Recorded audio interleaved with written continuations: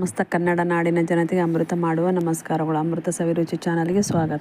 ನಾನು ಇವತ್ತು ಆಂಧ್ರ ಸ್ಟೈಲಲ್ಲಿ ಗುಂಗುರು ಪಲ್ಯ ಮಾಡಿ ತೋರಿಸ್ತಿದ್ದೀನಿ ರೀ. ನಮ್ಮ ಕರ್ನಾಟಕದಲ್ಲಿ ಅಂದರೆ ಅದು ಪುಂಡೆ ಪಲ್ಯ ಅಂತಾರೆ. ನಾನು ಇವತ್ತು ಗುಂಗುರು ಪಲ್ಯ ಹೆಂಗೆ ಮಾಡೋದು ಅಂತ ತೋರಿಸ್ತಾಯಿದ್ದೀನಿ ನೋಡಿರಿ ತುಂಬ ಚೆನ್ನಾಗಿರ್ತೈತಿ ಇದು. ನೋಡಿ, ಒಂದು ಕಟ್ಟು ನಾನು ಪುಂಡೆ ಪಲ್ಯ ಅಂತಾರಲ್ಲ, ಗುಂಗುರು ಪಲ್ಯ ಅಂತ ಅದನ್ನ ತೊಗೊಂಡಿದ್ದೀನಿ ನೋಡಿರಿ. ಇದನ್ನ ಎಲ್ಲ ಚೆನ್ನಾಗಿ ಕಡ್ಡಿ ಎಲ್ಲ ಬಿಡಿಸ್ಬಿಟ್ಟು ಬರೀ ಸೊಪ್ಪಷ್ಟೇ ತೊಗೊಂಡಿದ್ದೀನಿ. ಒಂದು ಬಟ್ಲದಷ್ಟು ನಾನು ತೊಗರಿಬೇಳೆ ತೊಳೆದು ನೀರು ಹಾಕಿಟ್ಟಿದ್ದೀನಿ, ಅದು ಹಾಕ್ತಾಯಿದ್ದೀನಿ ನೋಡಿರಿ. ಪುಂಡೆ ಪಲ್ಯ ಕೂಡ ಚೆನ್ನಾಗಿ ತೊಳೆದ್ಬಿಟ್ಟು ತೊಗೊತಿದ್ದೀನಿ ನೋಡಿರಿ. ಒಂದು ಕಟ್ಟಿನಷ್ಟು ತೊಗೊಂಡಿದ್ದೀನಿ ನೋಡಿರಿ. ಬರೀ ಎಲೆ ಅಷ್ಟೇ ಹಾಕ್ಬೇಕ್ರಿ. ಇಲ್ಲಿ 2 ಟೊಮೊಟೊ ಹಾಕಿದ್ದೀನಿ, ಒಂದು 7ರಿಂದ 8 ಹಸಿಮೆಣ್ಸಿನ್ಕಾಯಿ ಹಾಕಿದ್ದೀನಿ. ಸ್ವಲ್ಪ ಇದು ಆಂಧ್ರ ಸ್ಟೈಲ್ ಮಾಡ್ತಾಯಿದ್ದೀನಿ, ಸ್ವಲ್ಪ ಖಾರ ಜಾಸ್ತಿ ಹಾಕ್ತಾಯಿದ್ದೀನಿ ನೋಡಿರಿ. ಒಂದು 2 ಈರುಳ್ಳಿ ಹಾಕ್ತಾಯಿದ್ದೀನಿ, ಒಂದು ಸ್ವಲ್ಪ ಹುಣ್ಸೆಹಣ್ಣು ಹಾಕಿದ್ದೀನಿ, ಒಂದು ಗಡ್ಡೆ ಬೆಳ್ಳುಳ್ಳಿ ಹಾಕಿದ್ದೀನಿ. ಸ್ವಲ್ಪ ಬೆಳ್ಳುಳ್ಳಿ ಚೆನ್ನಾಗಿ ಜಾಸ್ತಿ ಇದ್ದರೆ ಚೆನ್ನಾಗ್ರಿ. ಒಂದು ಸ್ಪೂನಷ್ಟು ಜೀರಿಗೆ ಹಾಕ್ತಾಯಿದ್ದೀನಿ ನೋಡಿರಿ. ಒಂದು 3/4 ಸ್ಪೂನಷ್ಟು ಅರಿಶಿನ ಹಾಕ್ತಾಯಿದ್ದೀನಿ. ಒಂದು 2ರಿಂದ 3 ಟೇಬಲ್ ಸ್ಪೂನಷ್ಟು ನಾನು ಶೇಂಗಾ ಬೀಜ ಹಾಕ್ತಾಯಿದ್ದೀನಿ ನೋಡಿರಿ. ಇದು ಸ್ವಲ್ಪ ಮುಳುಗಷ್ಟು ನೀರು ಹಾಕ್ತಾ ಒಂದು 2 ಗ್ಲಾಸಷ್ಟು ನೀರು ಹಾಕಿಡ್ತಾಯಿದ್ದೀನಿ ನೋಡಿರಿ. ಈ ಮುಚ್ಚಳ ಮುಚ್ಚಿ ಒಂದು 2ರಿಂದ 3 ವಿಜಿಲ್ ಬರ್ಸ್ಬೇಕ್ರಿ. ಇದನ್ನು ನೋಡಿ, ಒಲೆ ಮೇಲೆ ಇಡ್ತಾಯಿದ್ದೀನಿ ನೋಡಿರಿ. ಮೀಡಿಯಮ್ ಫ್ಲೇಮಲ್ಲಿ ಇಟ್ಟೆ 2ರಿಂದ 3 ವಿಜಿಲ್ ಬಂದರೆ ಸಾಕು ನೋಡಿರಿ. ನಮ್ಮ ಚಾನಲ್ಗಿನ ಯಾರೆಲ್ಲ ಸಬ್ಸ್ಕ್ರೈಬ್ ಆಗಿಲ್ಲ ಪ್ಲೀಸ್ ಸಬ್ಸ್ಕ್ರೈಬ್ ಮಾಡಿಕೊಡ್ರಿ. ನನಗೆ ತುಂಬ ಸಪೋರ್ಟ್ ಮಾಡ್ತಿದ್ರಿ. ಎಲ್ಲರಿಗೂ ಧನ್ಯವಾದಗಳು ಹೇಳೋಕ್ಕೆ ಇಷ್ಟಪಡ್ತೀನಿ ನೋಡಿರಿ.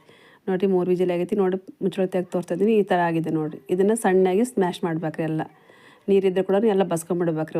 ಒಂದು ಬಟ್ಲಿಗೆ ಗಟ್ಟಿಂದ ಅಷ್ಟೇ ಸ್ಮ್ಯಾಶ್ ಮಾಡ್ಕೊಬೇಕು ನೋಡಿರಿ. ಎಲ್ಲ ಚೆನ್ನಾಗಿ ಬರ್ತೈತೆ. ಯಾಕಂದ್ರೆ ನೀರಿದ್ರೆ ಅಷ್ಟು ಚೆನ್ನಾಗಿ ಬರೋಲ್ಲ. ಪುಂಡೆ ಪಲ್ಯ ಆಗಲಿ ಗುಂಗುರು ಪಲ್ಯ ಅಂತ ಹೇಳ್ತೀವಲ್ಲ, ಈ ಥರ ಗಟ್ಟಿ ಇದ್ರೇ ರೊಟ್ಟಿಗೆ ಚಪಾತಿಗೆ ತುಂಬ ಚೆನ್ನಾಗಿ ಬರ್ತೈತೆ ರೀ. ಅನ್ನಕ್ಕಂತೂ ತುಂಬ ಚೆನ್ನಾಗಿರ್ತೈತೆ ನೋಡಿ. ಇದು ದೇಹಕ್ಕಂತೂ ಭಾಳ ತಂಪ್ರಿ ಇದು ನೋಡಿರಿ. ಅದು ಆಗೈತಿ. ಒಂದು ಕಡೆ ಒಗ್ಗರಣೆ ಕೊಡ್ತಾಯಿದ್ದೀನಿ ನೋಡಿ. ಎಣ್ಣೆ ಹಾಕಿದ್ದೀನಿ, ಎಣ್ಣೆ ಕಾದಿದೆ. ಒಂದು ಸ್ವಲ್ಪ ಸಾಸಿವೆ ಹಾಕ್ತಾಯಿದ್ದೀನಿ ನೋಡಿ. ಸ್ವಲ್ಪ ಜೀರಿಗೆ ಕೂಡ ಹಾಕ್ತಾಯಿದ್ದೀನಿ.